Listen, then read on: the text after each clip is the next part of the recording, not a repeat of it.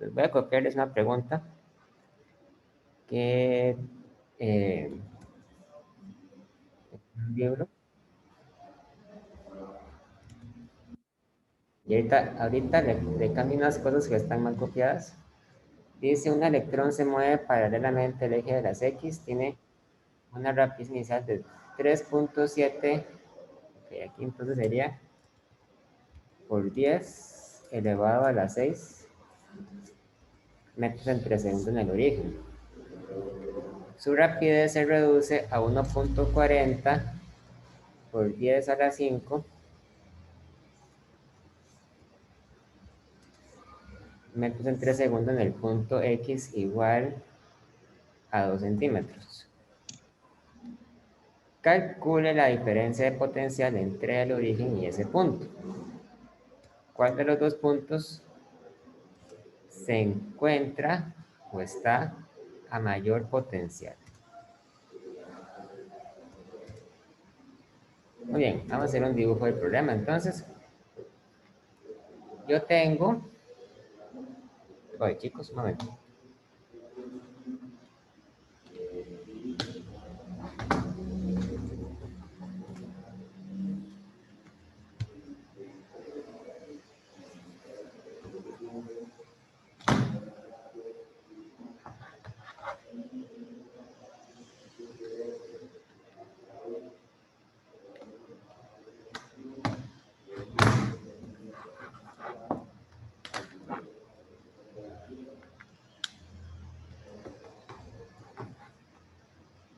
Voy.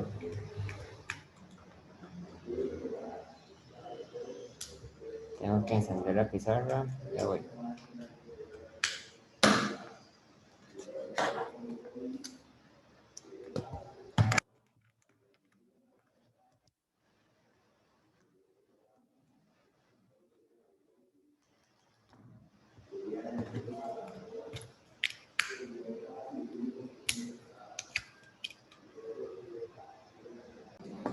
Ok, entonces uno tiene el sistema de coordenadas X, ¿verdad? Vamos a decir entonces que en este punto tengo el X igual 0 y por aquí tengo X igual a 2 centímetros.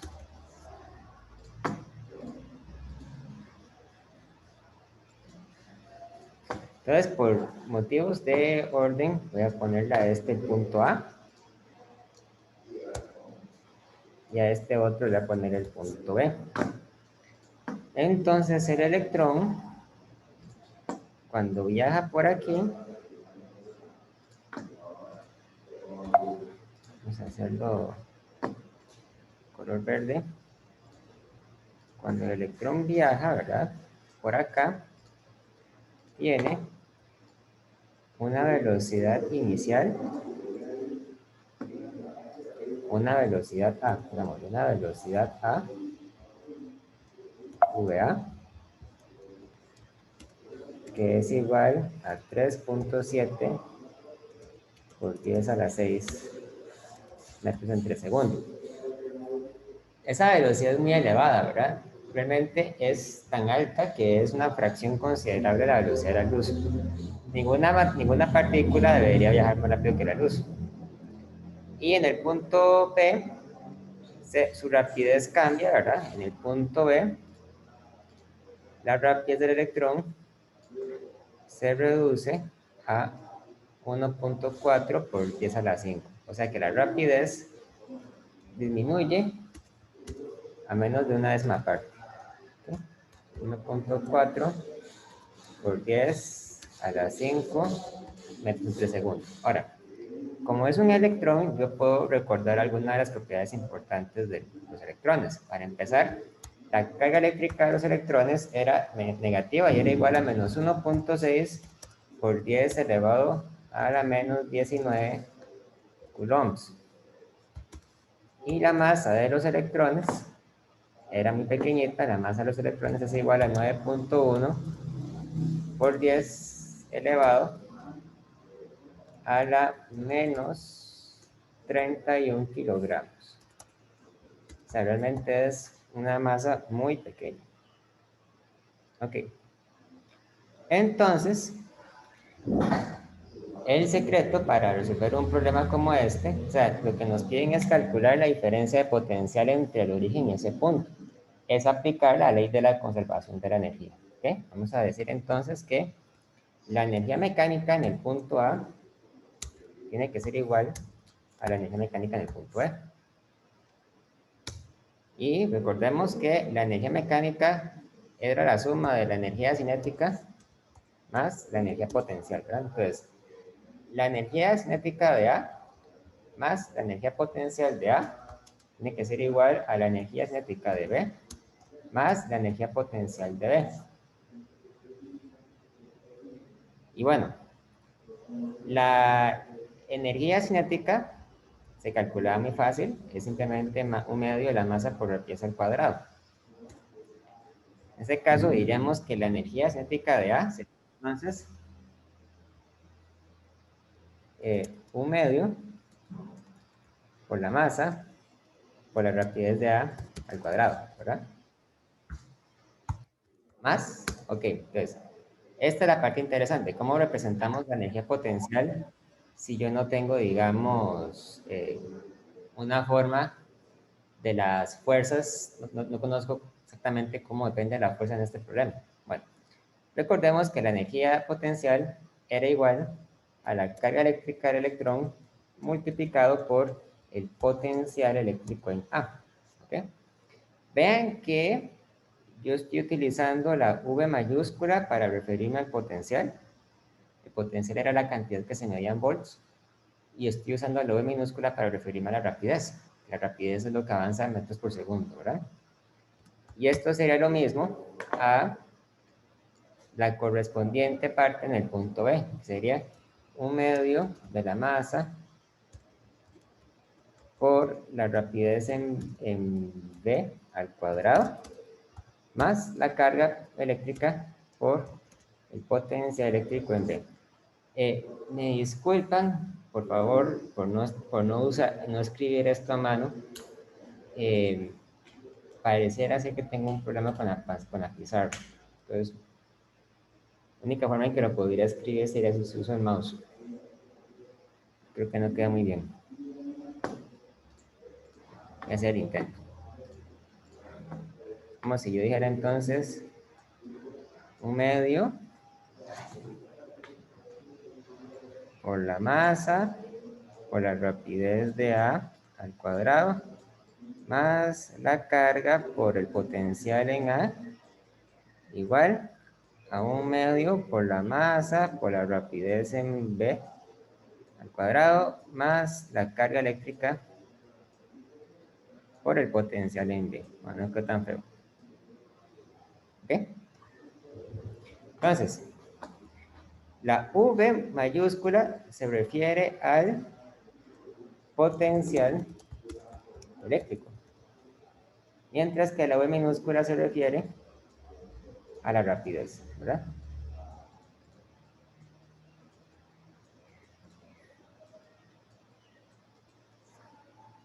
Y entonces la pregunta dice, ¿cuál es la diferencia de potencial entre el origen y ese punto?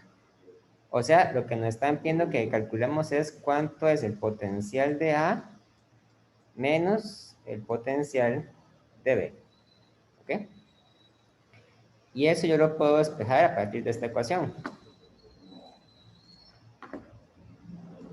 Yo podría decir entonces que la carga eléctrica por, abro paréntesis grande, el potencial de A menos el potencial de B, cierro paréntesis grande, es igual a un medio por la masa por, abro paréntesis grande, la rapidez de B al cuadrado menos la rapidez de A al cuadrado. Cierro paréntesis y entonces lo que hago después es mandar a dividir la carga.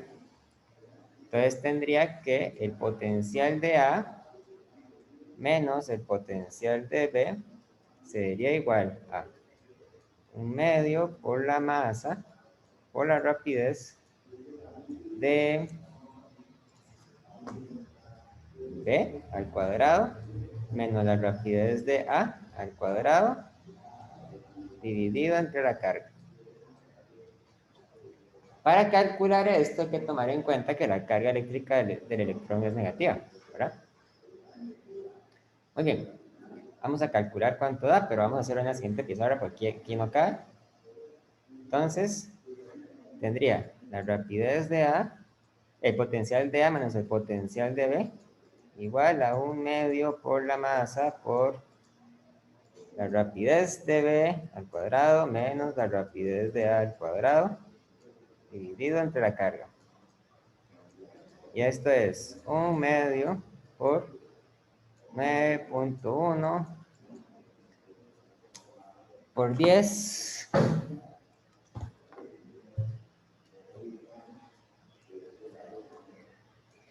a la menos 31 kilogramos por, ok, la rapidez en B y la rapidez en B, sabemos que la rapidez en B era 1.4 por 10 a la 5, ¿verdad?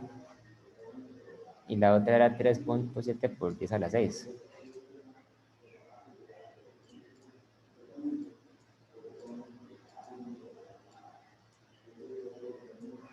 ¿Okay? Entonces sería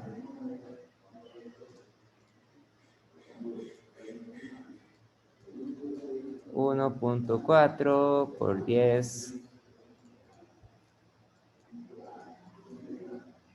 a la 5 metros entre segundo al cuadrado menos 3.7 por 10 a la 6 metros entre segundo al cuadrado y dividimos entre menos 1.6 por 10 a la menos 19 coulombs. Por lo tanto, el potencial de A menos el potencial de B es igual a... ¿Quién va a buscar la calculadora para calcular eso? Entonces vayan haciendo el cálculo.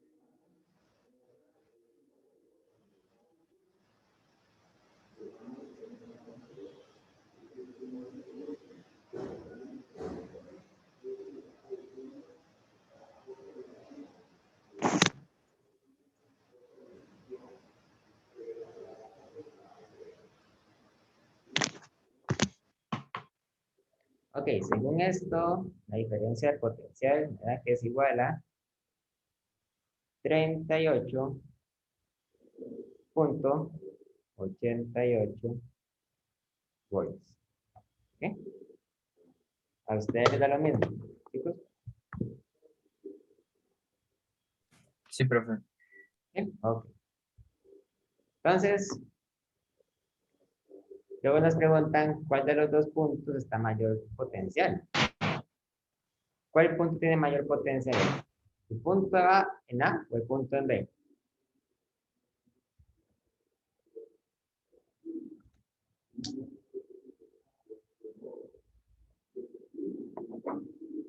Chicos, ¿quién está mayor potencial? ¿El punto A o el punto B? Fácilmente se puede saber, ¿verdad? Viendo esa fórmula. ¿Cuál es más grande? ¿VA o VB?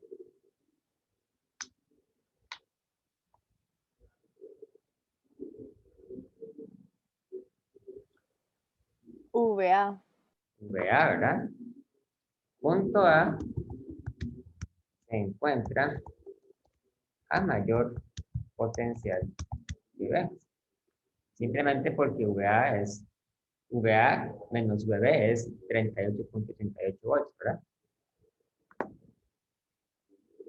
De hecho, esto es muy interesante por varias razones. En primer lugar, lo que uno puede medir experimentalmente en un problema con cargas eléctricas siempre es la diferencia de potencial entre dos puntos. Por ejemplo, si estuvieras un experimento real, entonces hay un aparato que se llama el voltímetro que mide diferencias de potencial. Un voltímetro, vamos a ver, un voltímetro, tal vez alguno de ustedes lo haya visto antes, es una cajita que tiene una pantalla y tiene, bueno, tiene unos controles ahí, una perilla. Pero lo interesante es que el voltímetro tiene dos cables, con una punta en cada cable. Entonces, cuando usted quiere medir, cuando usted quiere medir un potencial, usted siempre tiene que usar los dos cables para medir el potencial en los dos puntos.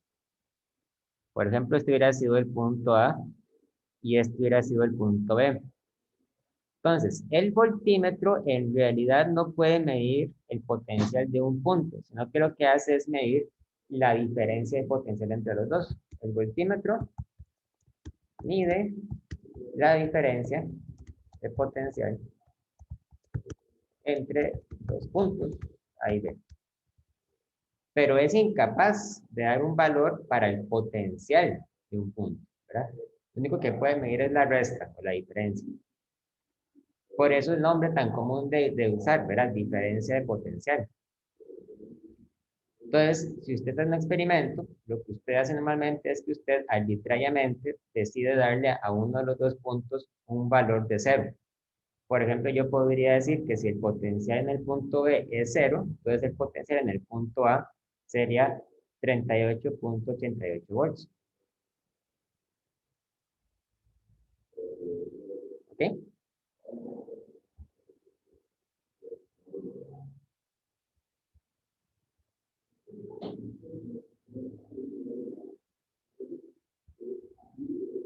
Sí, profe. ¿Sí? ¿Qué pasó?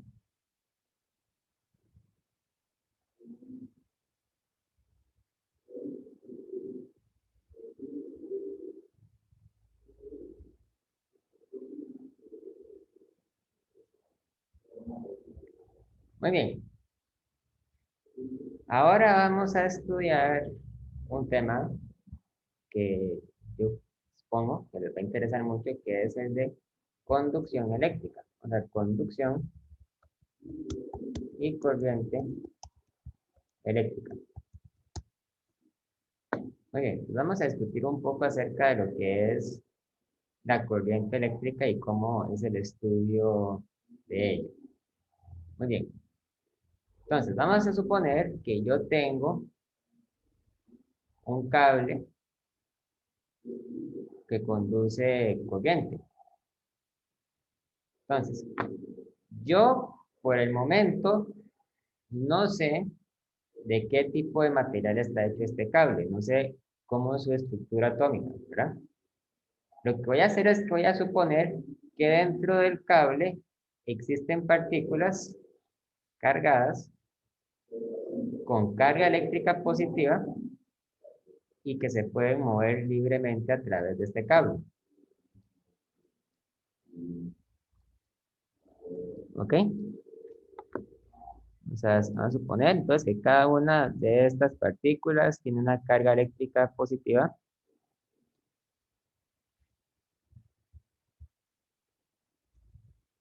y que se mueven libremente. Entonces, en un momento dado, estas partículas se están moviendo todas hacia la derecha. ¿Ok?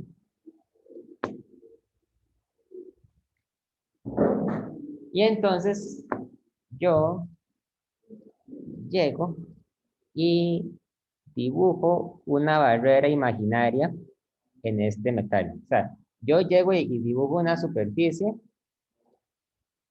imaginaria, o sea, una superficie que yo estoy definiendo, ¿verdad? De manera arbitraria. Y lo que hago es que cuento cuánta carga eléctrica atraviesa esa superficie por unidad de tiempo. Y entonces a partir de eso defino la corriente eléctrica. La corriente eléctrica se define como la cantidad de carga eléctrica que atraviesa una superficie entre unidad de tiempo.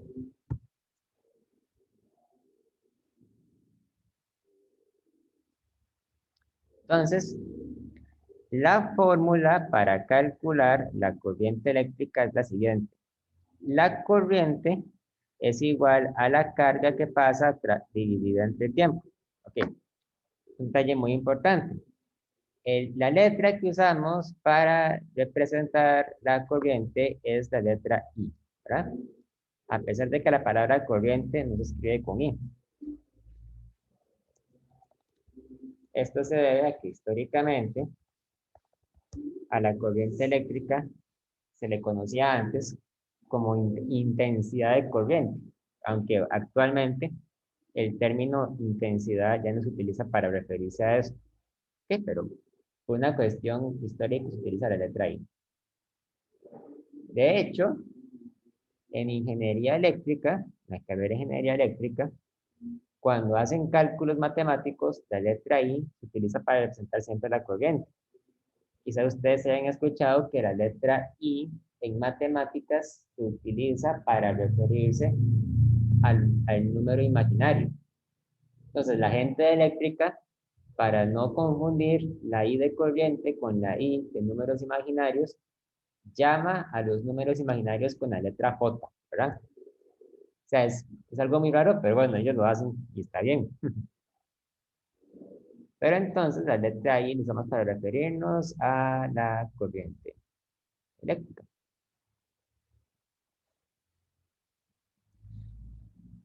Vean que esta definición que estoy dándoles no toma en cuenta la estructura real de la materia. O sea, yo no sé todavía si la materia está hecha de átomos, está hecha de electrones o de protones o de qué. Lo único que yo sé es que estoy suponiendo que dentro del conductor hay partículas cargadas con carga positiva y que se desplazan por el espacio. Entonces, ese desplazamiento de partículas positivas corresponde a la corriente eléctrica. ¿Okay? Vamos a hacer un ejemplo, entonces. Un ejemplo muy sencillo.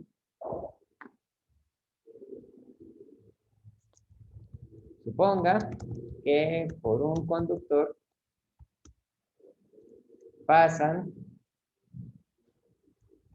10 milicoulombs de carga eléctrica cada 2 minutos. Determine la corriente que circula por ese conductor.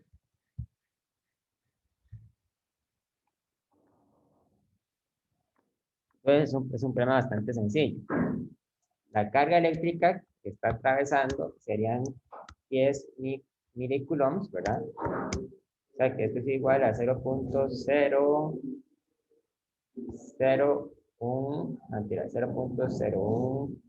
coulombs, ¿verdad?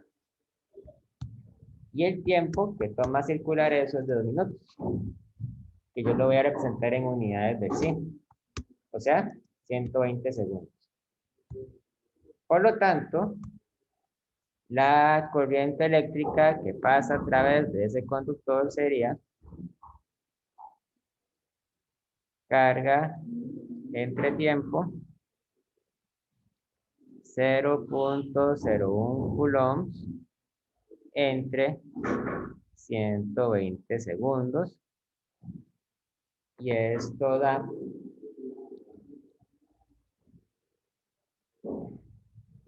8.33 por 10 a la menos 5 coulombs en 3 segundos. ¿Okay? Vamos a hacer una definición acá. La unidad para medir la corriente eléctrica se denomina amperes. Amperes, en honor al científico André Ampère, que estudió la electricidad, creo que era del siglo XIX, también era un científico francés, y como es un nombre propio, la unidad de ampere no se traducido al español. En algunos libros a esto lo llaman amperio, amperius, pero a mí no me gusta hacer eso, entonces vamos a dejarlo con el nombre de ampere. Y el símbolo de ampere es la letra A mayúscula. Por lo tanto, la corriente eléctrica es 8.33 por 10 a la menos 5 amperes. ¿Ok? ¿Por qué? Porque un ampere es igual a un coulomb entre segundo.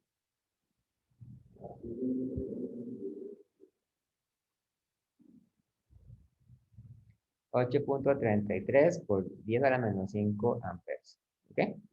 ¿Hasta aquí alguna duda, alguna pregunta?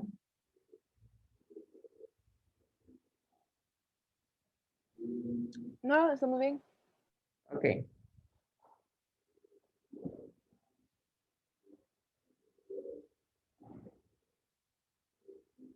Ahora, lo vacilón de esta teoría es que esta teoría la Ampère la propuso antes, con mucho tiempo antes de que los científicos conocieran realmente cómo está hecha la materia. O sea, que la materia está hecha de átomos, que está hecha de, de protones, neutrones, electrones, ¿verdad? Entonces, si nos damos un momento a la explicación que yo les di antes, entonces ustedes pueden ver ese dibujo y pueden creer que lo que yo estaba diciéndoles es que en un material que conduce corriente hay partículas positivas que se mueven, ¿verdad?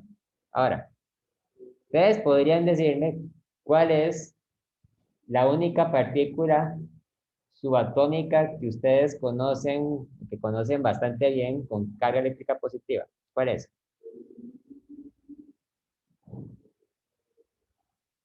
¿Cómo se llama la partícula que vive dentro del átomo que tiene carga positiva?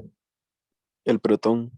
El protón, ¿verdad? Pero en un material conductor, las partículas que se mueven no son los protones.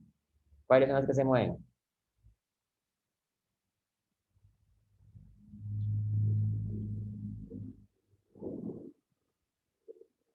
¿Cuál es la partícula que se mueve de un átomo a otro cuando hay una conducción eléctrica? Muy fácil. ¿Cuál es la partícula que se desprende del átomo fácilmente? Los electrones. Los electrones, ¿verdad? Entonces, lo que sucede en realidad es esto. Yo tengo en un material conductor, yo tengo muchos núcleos, ¿verdad?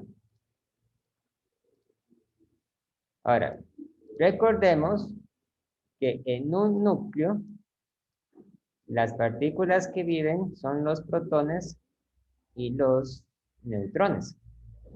Les voy a hacer un dibujo bastante simplificado de los átomos, ¿verdad?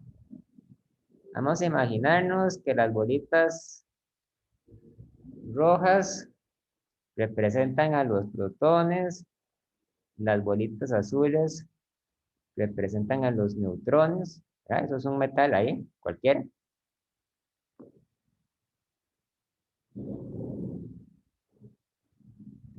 ¿Por qué creen ustedes que los protones no se mueven? ¿Cuál será la razón de eso?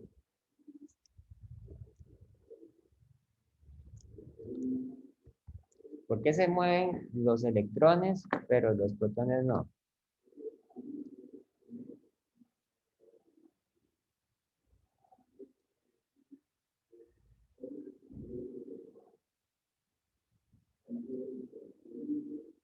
¿En qué se diferencia un protón de un electrón?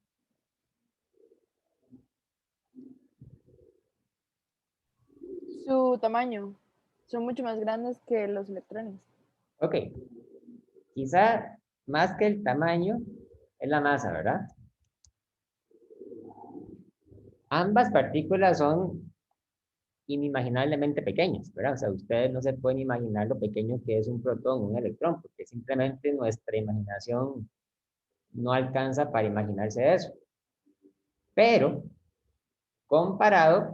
comparando un protón con un electrón, ¿verdad?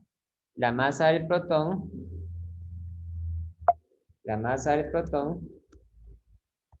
es aproximadamente 1800 veces la masa del electrón. O sea, eso quiere decir que es muchísimo más fácil mover un electrón que mover un protón, a pesar de que ambos son partículas subatómicas. Ahora bien, el protón tampoco es una partícula que sea muy fácil de mover porque el protón casi siempre vive dentro del núcleo. Y en el núcleo permanece encerrado con otras partículas. O sea, permanece encerrado con otros protones y otros neutrones, ¿verdad? A excepción del hidrógeno, donde el hidrógeno tiene solamente un protón, otros materiales metálicos tienen núcleos que son mucho más pesados porque en el núcleo viven varios protones y varios neutrones. Entonces, el protón no se mueve. ¿Sí? El protón se queda quieto.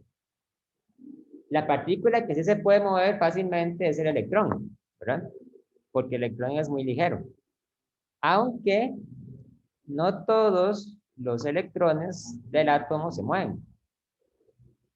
Solamente se mueven aquellos que están en la última capa de valencia, que son los electrones que están menos firmemente unidos a los átomos. Entonces, lo que sucede cuando un material conduce corriente, imaginémonos que estas flechitas representan el movimiento de los electrones.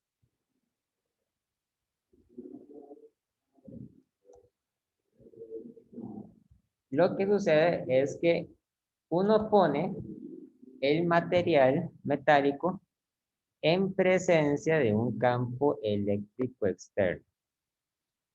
Pero ese campo eléctrico tiene que apuntar hacia la dirección opuesta a la que se mueven los electrones.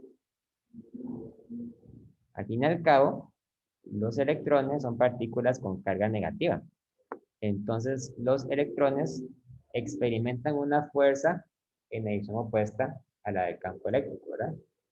Que sería el campo eléctrico. Entonces, cada electrón experimenta una fuerza hacia la derecha que es igual a la carga eléctrica, sería menos E, multiplicado por el campo eléctrico. Entonces, si el campo eléctrico apunta hacia la izquierda, la fuerza apunta hacia la derecha y el electrón se mueve hacia la derecha. Muy bien. Entonces, lo que resulta de todo esto es que en la materia ordinaria, como en los metales, los electrones son la única partícula con carga eléctrica que tiene la capacidad de moverse.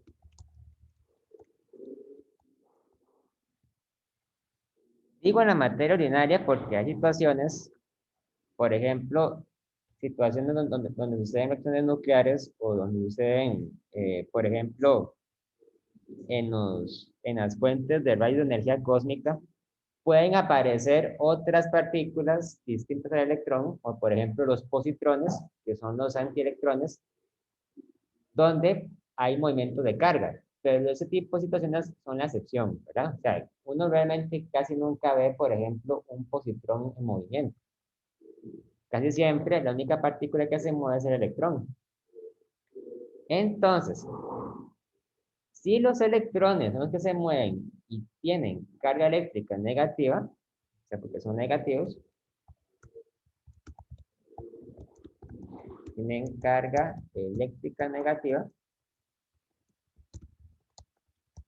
entonces la dirección de la corriente eléctrica es siempre opuesta a la dirección de los electrones. Vean qué interesante es.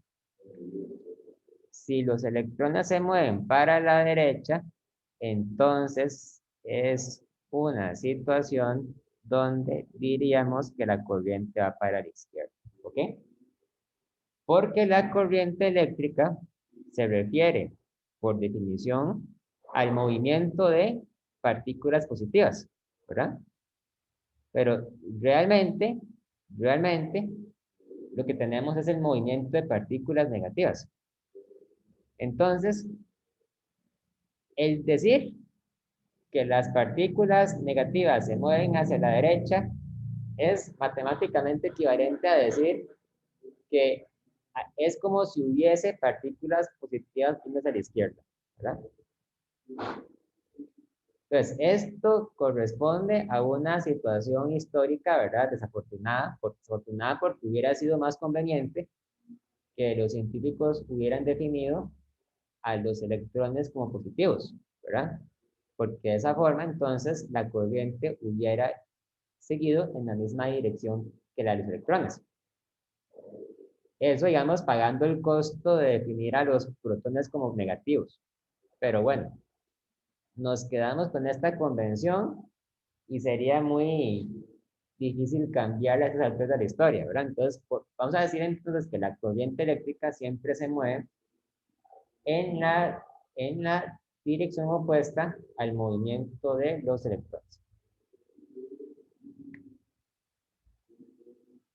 ¿Ok?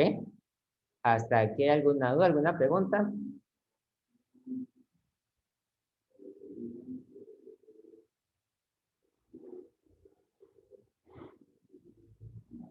Más tarde vamos a ver cómo es que uno puede aplicar un campo eléctrico a un conductor.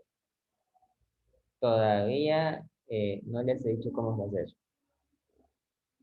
Pero por ahora nos quedamos con que la dirección de la corriente es la dirección opuesta a la que se mueven realmente los electrones.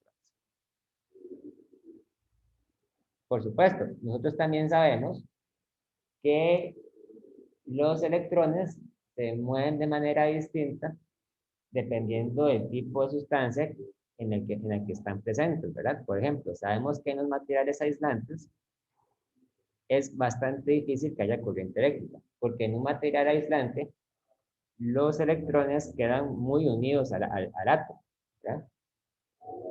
La corriente se da principalmente en los conductores, en los metales, porque son átomos que tienen siempre uno o dos electrones que se pueden separar fácilmente, como ustedes han visto en química. ¿Ok? ¿Preguntas, dudas, chicos? Profe, yo tengo una pregunta. ¿La corriente eléctrica es un vector o es un escalar? Es una excelente pregunta. Aunque ustedes no lo crean, la corriente eléctrica es un escalar.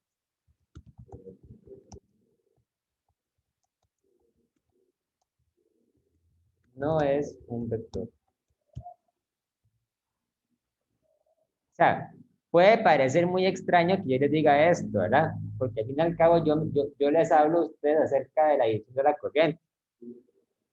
Pero sucede algo. La corriente eléctrica solamente apunta hacia una dirección, que es la dirección del conductor, por decirlo así. O sea, la corriente apunta hacia adelante o hacia atrás, pero no apunta, por ejemplo, hacia los lados o en diagonal o etcétera. La corriente eléctrica se considera como un escalar para fines de cálculo. No tiene dirección. Hay otra cantidad que se llama la densidad de corriente. Esa cantidad sí es un vector. Ahora vamos a ver cómo se calcula eso.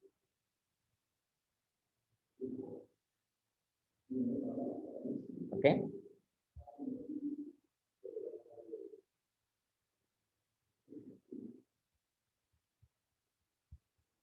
¿Alguna otra pregunta, duda? ¿Estamos claros?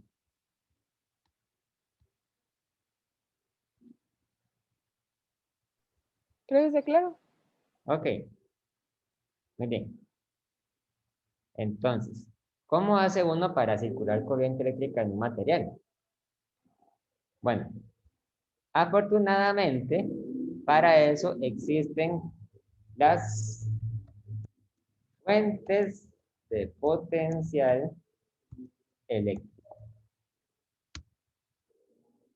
Las más comunes, pero no las únicas, son las baterías eléctricas, los generadores y otros, ¿verdad? Otros tipos de fuentes de potencial. Ok, entonces, ¿qué es exactamente una batería? O una pila. Ok. Una batería es una cajita que tiene dos terminales, que tiene dos extremos. Uno de esos terminales es positivo y el otro terminal es negativo. Entonces, una batería, ¿verdad? En pocas palabras, es un dispositivo que utilizando algún tipo de reacción nuclear, reacción química, hace que un extremo de la batería se llene de partículas positivas, ¿verdad? Generalmente esto pasa artificialmente, o sea, se llena de partículas positivas y el otro extremo se llena de partículas negativas.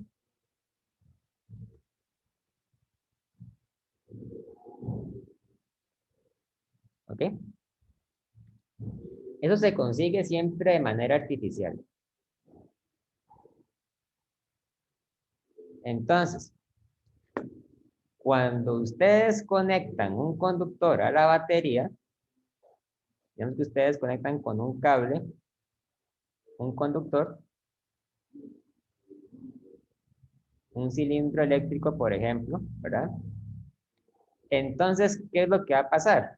Bueno, si esto es un material metálico, entonces el material metálico va a tener electrones, ¿verdad? Flotando por ahí.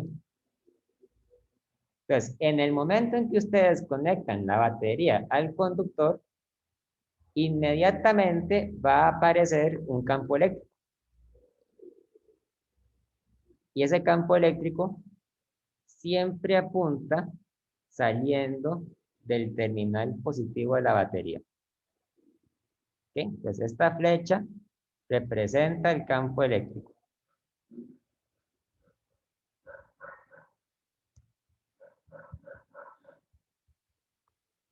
Esto es muy interesante. Es un campo eléctrico, ¿verdad?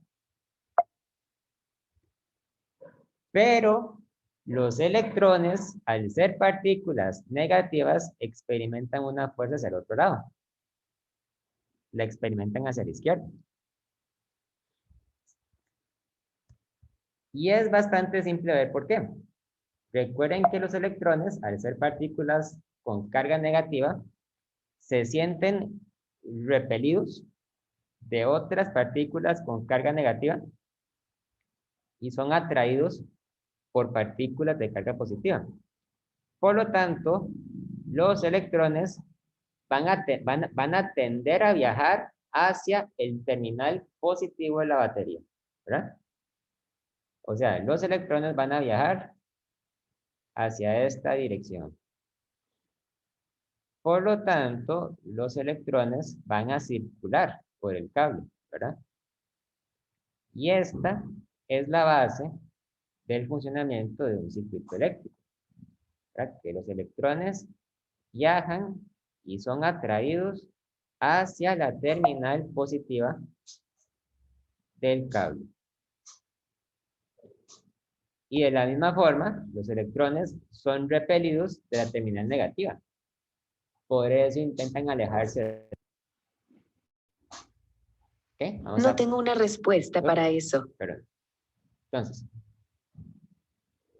los electrones son atraídos hacia el terminal positivo de la batería. Son repelidos del terminal negativo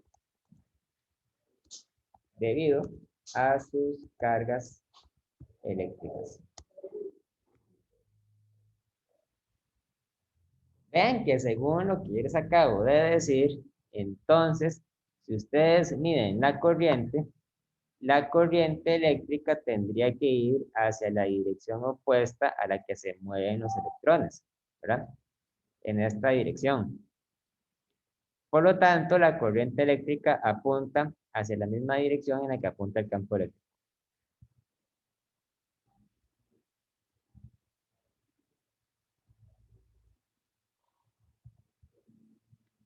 Entonces, vamos a decir que la corriente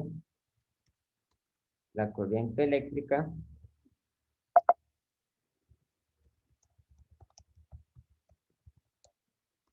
sale del terminal positivo y entra al terminal negativo de la corriente. ¿Ok?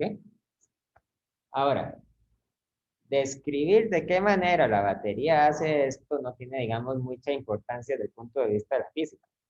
Pero en química hay toda una rama, digamos, que se dedica a estudiar eso, se llama la electroquímica, ¿verdad? Cómo hacer baterías eléctricas, o sea, cómo hacer dispositivos que generen un campo eléctrico sobre un circuito. Ahora, las baterías pueden generar campos eléctricos con diferentes intensidades. Entonces, de hecho, una de las propiedades que caracteriza a las baterías es el potencial eléctrico que generan sobre el conductor. ¿Okay? Las baterías se caracterizan por el potencial eléctrico que generan entre sus dos terminales. O sea, el potencial de la batería es igual al potencial del polo positivo menos el potencial del polo negativo.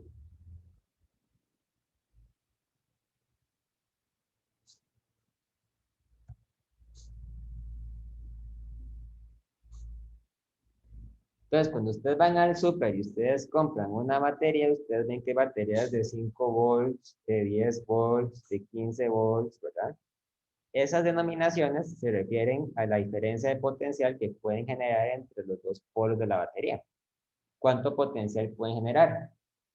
Recuerden que el potencial, ¿verdad? El potencial está asociado, o el potencial está asociado al trabajo que puede generar una batería para mover una carga eléctrica a través de un circuito. Ahora, yo sé que estas ideas que les estoy dando, digamos, pueden parecer un poco difíciles de comprender. Al fin y al cabo, no existe una analogía, digamos, de estos temas aplicada al mundo de la mecánica. O sea, por ejemplo, que ustedes piensen en una analogía de esto con las fuerzas, digamos, con el movimiento de los objetos. Ya que esto está, digamos, más asentado en lo que es la teoría de la conducción eléctrica. Sin embargo, es un tema muy importante, ¿verdad? Es algo que es muy importante para nuestra vida diaria. ¿Cómo hacer que las cargas eléctricas se muevan por un conductor? ¿De qué depende? ¿De qué propiedades depende? ¿Verdad? Vamos a ver. ¿Hasta aquí? ¿Alguna pregunta? ¿Alguna duda?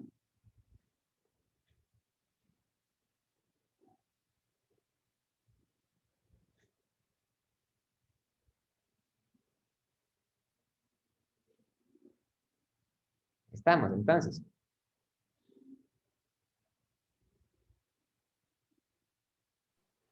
Creo que sí. Ok.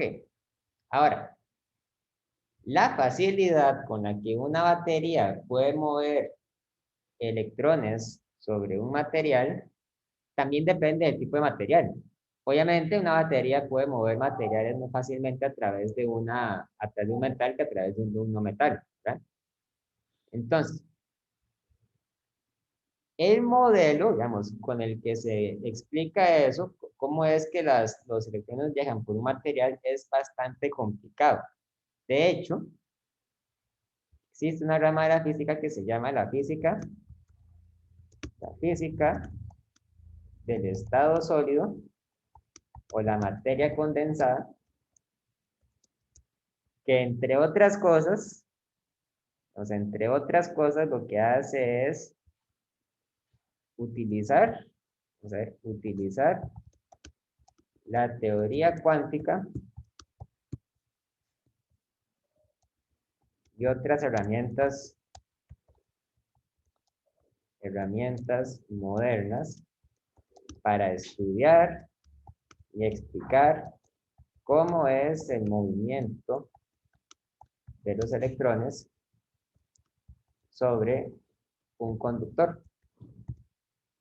O sea, los físicos que se dedican a la materia condensada son los que casi todo tiempo descubren, digamos, un nuevo material, digamos, un nuevo conductor. Entonces descubren un material que tiene algunas propiedades interesantes, tiene propiedades que son importantes, ¿verdad?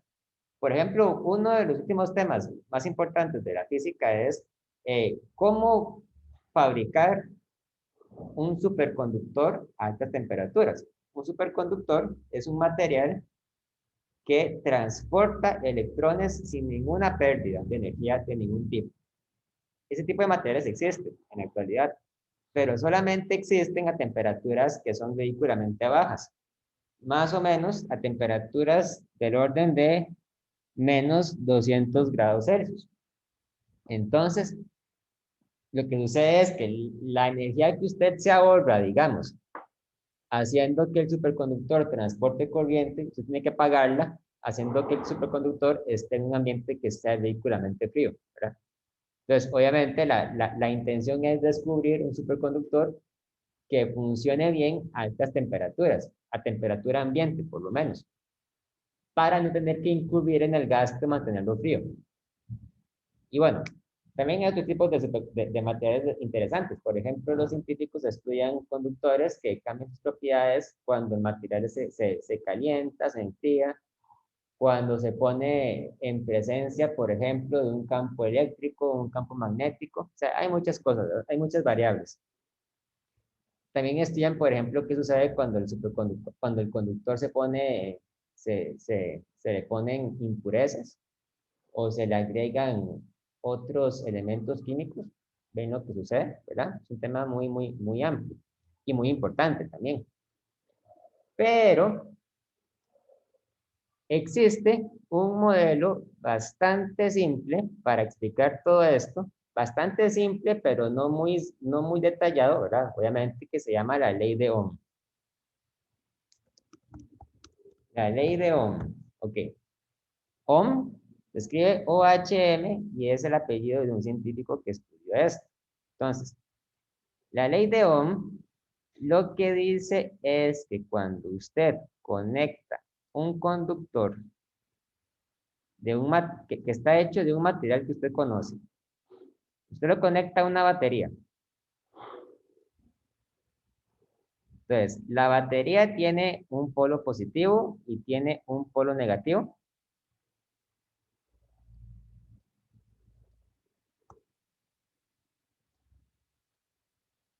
Lo conecta con cables eléctricos, ¿verdad?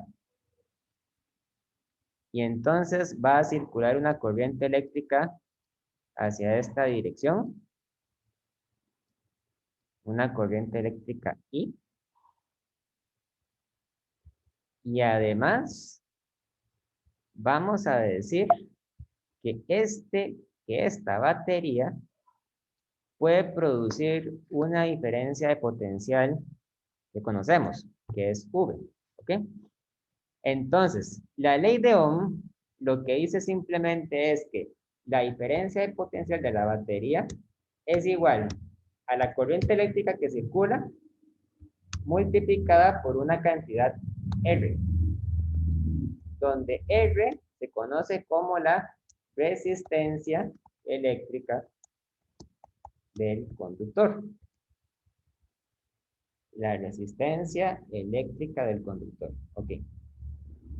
La resistencia eléctrica es una propiedad del conductor, ¿verdad? Así como los objetos tienen masa, tienen tamaño, tienen color, tienen forma, tienen temperatura, también tienen una propiedad que se llama la resistencia eléctrica. Y lo que mide la resistencia es qué tan fácil o qué tan difícil en realidad es circular una corriente eléctrica a través de él. Un material que tenga una resistencia muy alta conduce muy poca corriente cuando se le aplica un potencial eléctrico. ¿Okay? Vean que si ustedes despejan la resistencia, les queda que R es igual al potencial entre I. ¿Okay? O bien, también tenemos que la corriente es igual al potencial dividido entre la resistencia. Tal vez es más fácil verlo así. Si R es muy grande, entonces la corriente va a ser muy pequeña. Y si R es pequeño, la corriente va a ser muy grande. Ahora, el valor de la corriente, de la resistencia, el valor de R, depende de muchas cosas. O sea, es bastante complicado de determinarlo teóricamente. Depende de las propiedades del conductor. Entonces, lo que dice la ley de Ohm es que para muchos materiales, la corriente eléctrica es proporcional al potencial eléctrico aplicado. Ahora, esta ley es lo que llamamos, es una ley empírica. O sea, es una ley para la cual no hay realmente una buena razón para decir que se empezaba a cumplir. O sea, la ley de Ohm no es una ley fundamental de la física. Es una ley que se cumple de vez en cuando. Muchas veces se cumple, pero no siempre. La ley de Ohm se puede cumplir, por ejemplo, cuando los materiales están a una temperatura ambiente, ¿verdad? Pero, si usted agarra un metal, por ejemplo, y lo calienta mucho, el metal se va a derretir. Y entonces, si se derrite, es capaz que ya no va a obedecer la ley de Ohm, ¿verdad? Entonces, es una ley que funciona circunstancialmente. Funciona bastante bien en situaciones normales, pero podría no funcionar en un caso muy especial. Por ejemplo, a temperaturas muy altas o a presiones muy altas, o cuando la corriente es muy grande, la ley de Ohm puede dejar de servir. Entonces, funciona, pero funciona solamente de vez en cuando. De todas formas, conocer la ley de Ohm es muy importante porque ayuda a explicar en gran parte el funcionamiento de los circuitos modernos. ¿Ok? Vamos a hacer un ejemplo. Ok, veo que me están escribiendo en el chat. Ok, vamos a hacer un ejemplo. Entonces,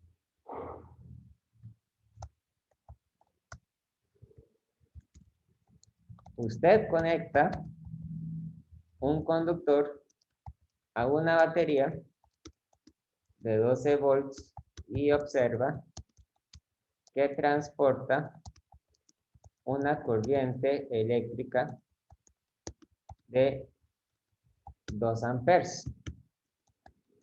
Determine la resistencia eléctrica de ese conductor.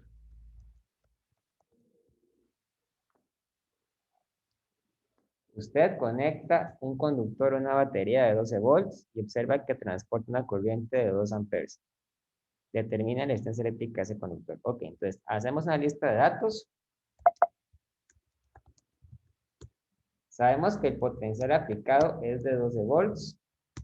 Sabemos que la corriente es de 2 amperes.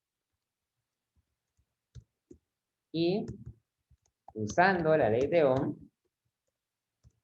podemos determinar el valor de la resistencia. Entonces, la ley de Ohm dice que V es igual a I por R. Por lo tanto, R es igual a V dividido entre I. O sea, es igual a 12 volts divididos entre 2 amperes. Y eso es igual a 6 volts entre amperes. Muy bien. Hasta ahí todo fácil, ¿verdad? Ahora, en el Sistema Internacional de Unidades, la resistencia eléctrica se mide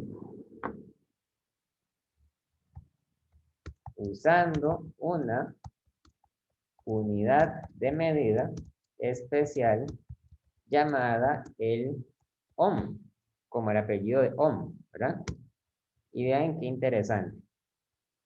La unidad de medida ohm se escribe usando la letra griega omega mayúscula, esa que estoy apuntando ahí.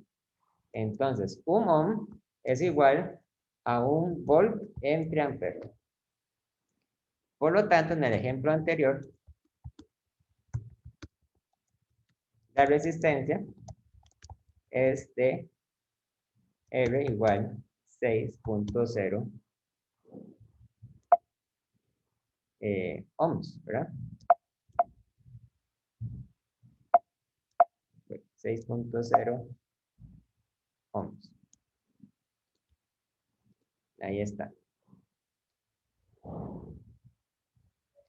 Igual, en algunos libros, el ohm lo traducen como ohmio, pero a mí no me gusta traducir nombres, entonces vamos a llamarlo ohms. Mide 6.0 ohms.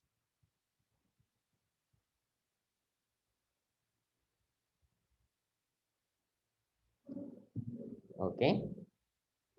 ¿Alguna duda, alguna pregunta?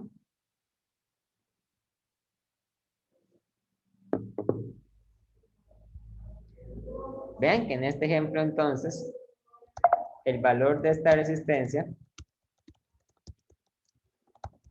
es una propiedad, ¿verdad? Una propiedad de ese conductor.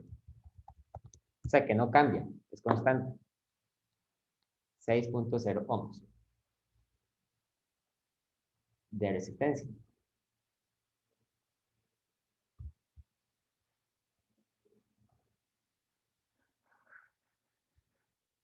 De hecho, las resistencias son una parte muy importante de los circuitos y la electrónica en general. Cuando ustedes ven un circuito eléctrico y ustedes ven estos tubitos de acá, estos tubitos son resistencias eléctricas. Y la importancia de una resistencia eléctrica es que ayuda a regular el paso de la corriente por un cable. Si usted como ingeniero lo que quiere es que por un cable pase poquita corriente, entonces lo que tiene que hacer es que tiene que darle a ese cable una gran resistencia, ¿verdad? O si usted quiere que más bien pase mucha corriente, entonces tiene que darle poca resistencia. Las resistencias también son muy utilizadas como dispositivos que transforman la corriente eléctrica en calor. O sea, porque convierten la energía eléctrica de la corriente, la convierten a calor, en forma de calor. Se utilizan mucho para construir hornos, para construir microondas, inclusive para construir calentadores para parrillas. Ustedes han visto que hay metales que cuando se pasan corriente a través de ellos se ponen de color rojo y calientan, ¿verdad? Calientan el carbón, calientan un asador. A eso se le llama de vez en cuando una resistencia eléctrica. O sea que realmente es un material que transforma la corriente en calor.